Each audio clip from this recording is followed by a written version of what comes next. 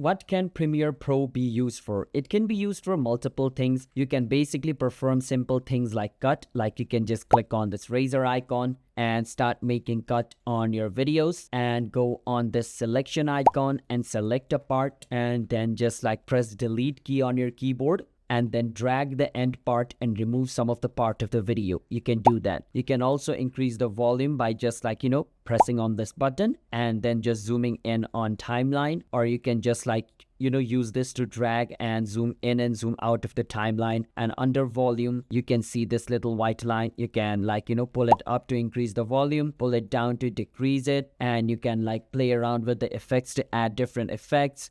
You can also play around with effect control. Well, with basically Premiere Pro, you can edit a video. What I showed you is just the basics of Premiere Pro. You can do a lot of things, like professional movie creators also use this. So there's like a deep, things you can learn about Premiere Pro. You can search on YouTube on whatever you want to learn about Premiere Pro. But yeah, these are the things the basic things you can do with Premiere Pro. So subscribe to our channel for more videos like this.